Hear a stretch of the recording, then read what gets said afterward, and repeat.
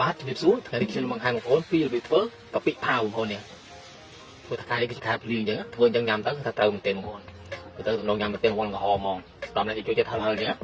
បាទមកខាត់ពីបងប្អូនយូរទៅតាមដានទស្សនាវិធីធ្វើនៅគ្រឿងផ្សំជំនាញខ្ញុំទាំងអស់គ្នាបាទមុនដំបូងយកត្រីឆ្អើយទៅកាច់ថ្មងវាចេញទៅបងប្អូនហើយចំណែកត្រីឆ្អើយដែរយើងអាចបកសម្បត្តិទេបងប្អូនគឺថាយើងបុកទាំងអស់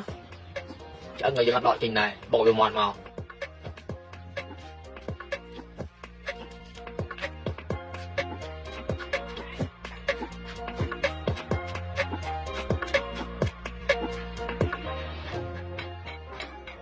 នេះបងមាត់អញ្ចឹងបងហើយយើងកើបទុកសិនមក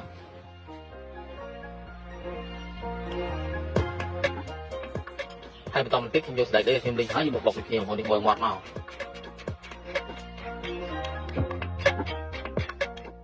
ពេលបុកមាត់ហើយយើងកើបអាចារ្យមួយសិនមក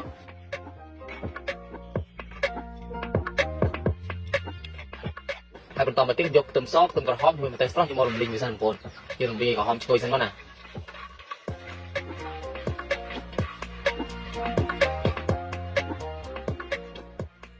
បាទប៉ុណ្ណឹងហើយយើងយកមកបុកភ្លាមៗមកតោះក្តៅៗអញ្ចឹងឲ្យវាហាមាត់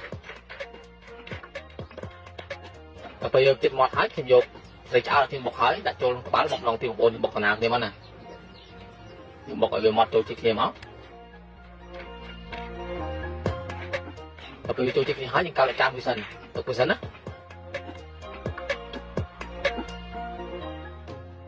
ហើយខ្ញុំយកខ្លាញ់ជ្រូកខ្ញុំហាន់ហើយយកមកជំរាវមួយសិនបងប្អូននេះជំរាវយកខ្លាញ់ណា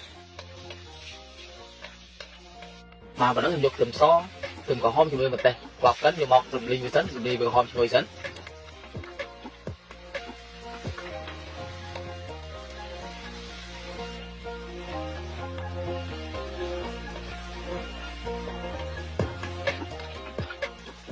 ឡូវគឺថាវាក្រហមឈ្ងុយមែនទេបងហើយបន្តទៅយកត្រីឆ្អើរយើងបុកហើយនឹងដាក់មកទាំងអស់មកយកមករំលីងវាសិន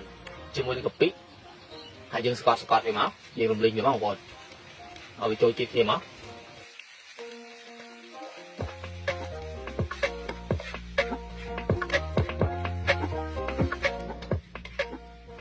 ហើយបន្តបន្តិចខ្ញុំដាក់ត្រីជ្រូកខ្ញុំចិញ្ចាំហើយចូលមកជាមួយស្ករសប៊ីចេងហើយយើងរំលីងវាមកបងប្អូនរំលីងយើងគ្រឿងវាចូលជាតិជាមួយសាច់សិន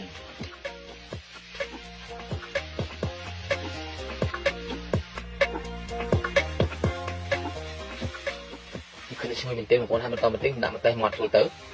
ហើយយើងឆាឡើងទៅមកហើយសម្រាប់បងប្អូនចូលចិត្តម្ទេសដាក់ប៉ុណ្ណឹងក៏បានក៏ដាក់ចាញ់ហ្នឹងក៏បានដែរបងប្អូនតែសម្រាប់ខ្ញុំគឺស្ទើរបន្តិចម្ទេសបងប្អូនបើថាវាកាន់តែហឹលកាន់តែឆ្ងាញ់នេះសម្រាប់បងប្អូនឲ្យចេញម្ទេសហ្នឹងបងប្អូនបើសិនបងប្អូនមិនសូវចេញដាក់បន្តិចបានហើយតិចខ្ញុំក៏បានដែរហើយកុំឲ្យវាខ្លោចខ្ញុំដាក់ទឹកស្អាតបន្តិចមកហើយខ្ញុំរំលីងវាដល់ដាច់ទឹកហ្នឹងបងប្អូន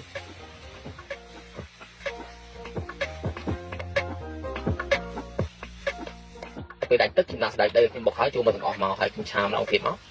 ហើយខ្ញុំប្រាប់អញ្ចឹងឆាដាច់ទឹកបងប្អូនវាឆ្ងាញ់ឈ្ងុយបងប្អូនកាពិ